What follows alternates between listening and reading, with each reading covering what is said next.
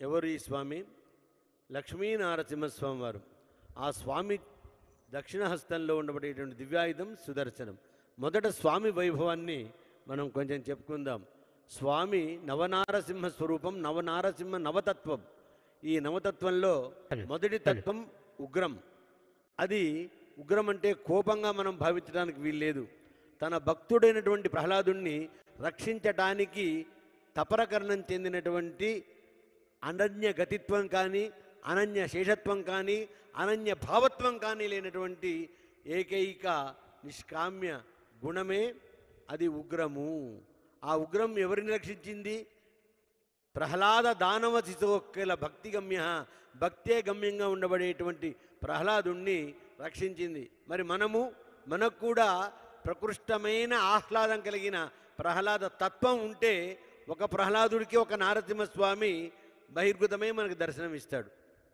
అనోరణీయాన్ మహతో మహీయాన్, అణువులో అణువై పరమాణువులో పరమాణువైనటువంటి స్వామి ఎక్కడి నుంచి రమ్మంటే అక్కడి నుంచి మాత్రమే వచ్చాడు. లేకపోతే హిరణ్యకశిపుడు కాస్త తేడా వహిస్తాడు. అంగ పొడుదే అవన్ వియత్తోన్యన్ ఎన్ సింగిపిరానే, ఎప్పుడంటే అప్పుడు, ఎలా అంటే అలా అఘటనాఘటన సామర్థ్యాన్ని వహించి బ్రహ్మదేవుడు హిరణ్యకశిపుడికి ఇచ్చిన వరాలకు భేదం లేకుండా అభేదమయుడై స్తంభోద్భవుడై ఆవిర్భావం చెందినటువంటి దృశ్యమే ఆయన ఉగ్రస్వభావం, ఉగ్రరూపం. ఆ ఉగ్రం లోక కళ్యాణమే తప్ప లోక ఇతర కాంక్ష కాదు. ఇక వీరం, ఆయన వీరత్వం ఎలాంటి వీరత్వం అండి? ఎవరైనా తన యొక్క వీరత్వాన్ని పాండిత్యంలో కానీ, వైభవంలో కానీ, ఇతర విషయాల్లో కానీ సభాస్థానంలో వీరత్వాన్ని నిరూపించుకోవాలి. ఆ వీరత్వం ఎలాంటి వీరత్వం? దానవీరం, దయావీరం, ఇంద్రియ నిగ్రహ వీరం అనేటువంటి 9 రకాల వీరతత్వాలు ఏవైతే ఉన్నాయో ఆ తత్వాలన్నిటికీ కూడా పరాకాష్ట.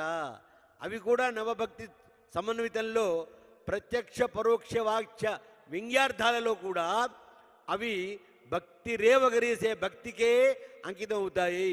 అలాంటి వీరత్వం ఆయుధాలు అక్కర్లేదు, మనుషులు కాదు, జంతువులు కాదు, కింద కాదు, మీద కాదు, దిశల్లో కాదు, దశ దిశల్లో కాదు అని వారి హిరణ్యకశిపుడి యొక్క తెలివినంతటినీ కూడా కూర్చుకొని వరం పొందినటువంటి వరంలోనే వారి సంహారానికి స్వామి మేధావి విక్రమక్రమ తత్వాన్ని వహించి తన వీరత్వాన్ని నిరూపించుకొని సర్వప్రహరణాయుధ, ఆయుధము కాని శ్రీనఖములతో వజ్రనఖములతో వరికంకి నొప్పి తెరవని రీతిలో హిరణ్యకశిపుణ్ణి సంహారం చేసినాడు.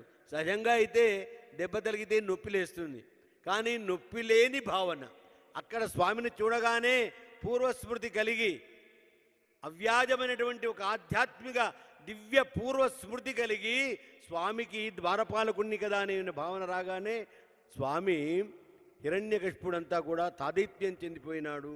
సదా పశ్యంతి సూరయ అన్న వాక్యం సదా పశ్యంతి రాక్షస అని కూడా అనొచ్చు మనం ఇక్కడ. ఎందుకంటే ఆ రాక్షసుడిలో భక్తితత్వం వచ్చింది కాబట్టి ఆ భక్తిలో కూడా వీరత్వం వచ్చి రాక్షసత్వం పరాకాష్ఠకు చెంది స్వామి దగ్గరికి చేరుకున్నాడు. ఎవరైనా సరే చిన్న పిల్లల్ని ఒళ్ళో కూర్చోబెట్టుకుంటారు. హిరణ్యకశిపుడిని కూడా స్వామి ఒళ్ళోనే కూర్చోబెట్టుకున్నాడు కదా, కడప పైన కూర్చోబెట్టాడు సంధ్యా సమయంలో. సంధ్యాకాల సముద్భూతో స్తంభోద్భవన రుకేశరి, అలాంటి రుకేశరి వీరత్వం, ఉగ్రం వీరం. మహావిష్ణు అనగా విషువ్యాప్తం అనేటువంటి ధాతువు నుంచి సర్వవ్యాప్తి అయి సర్వకాల సర్వావస్థల యందు కూడా ఈ సృష్టి స్థితి లయలను